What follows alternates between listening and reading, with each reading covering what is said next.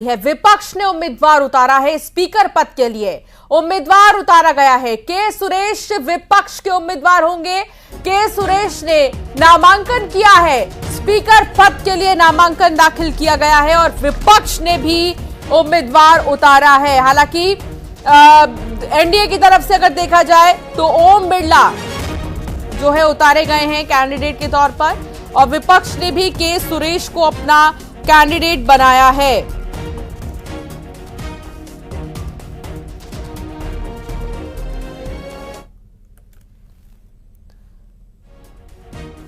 तो के सुरेश ने नामांकन भी कर लिया है, नामांकन भरा है के सुरेश ने। ये तस्वीर आप देख रहे हैं।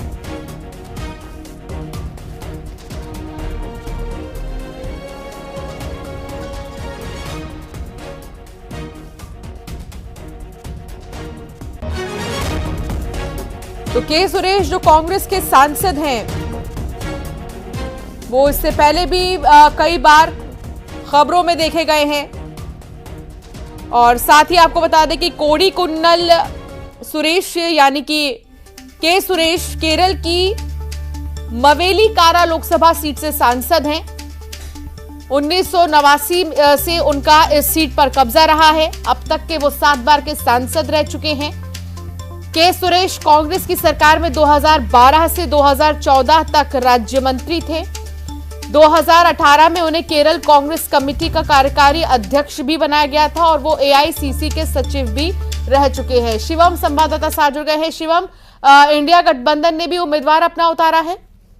देखिए, निश्चित तौर पर और सबसे बड़ी बात यह है कि न्यूज 18 मध्य प्रदेश छत्तीसगढ़ ने 3 दिन पहले अपने दर्शकों को बताया था कि भारत के इतिहास में पहली बार ऐसा होगा कि जो स्पीकर का चुनाव है वो सर्वसम्मत से नहीं होगा और आज उसी खबर पर मोहर लग गई है। ऑपोजिशन ने, एक तरीके से आप कह सकते हो ऑपोजिशन ने अपना स्पीकर पर कैंडिडेट उतारा है। के सुरेश जिनका नाम प्रोटेम स्पीकर को लेकर चल रहा था और कांग्रेस पार्टी ने इसको मुद्दा बनाया था कि वो सबसे सीनियर एमपी हैं, उसके बावजूद क्योंकि वो दलित हैं इसलिए भारतीय जनता पार्टी ने उन्हें प्रोटेम स्पीकर नहीं बनाया। और वो खबर न्यूज 18 लगातार दर्शकों को बता रहा था कि स्पीकर पद पर सर्वसम्मत नहीं बन रही है। आज मोहर लग गई जब के सुरेश ने अपना नामांकन दाखिल किया है। हालांकि कांग्रेस पार्टी हो, अपोजिशन हो, वो बाखूबी इस बात को जानते हैं कि उनका कैंडिडेट नहीं जीतेगा क्योंकि बीजेपी के पास, एनडीए के पास पर्याप्त संख्या है। लेकिन डिप्टी स्पीकर पद को लेकर लगातार रुकावट थी। डिप्टी स्पीकर और प्रोटेम स्पीकर पद पर विवाद के बाद विपक्ष ने अपना कैंडिडेट उतार दिया है। विपक्ष लगातार ये कह रहा था कि स्पीकर पद पर वो सर्वसम्मत से चुनाव कराने को तैयार हैं, लेकिन जो एक परंपरा रही है उसका निर्वहन हो, यानी कि डिप्टी स्पीकर का पद ऑपोजिशन को दिया जाए।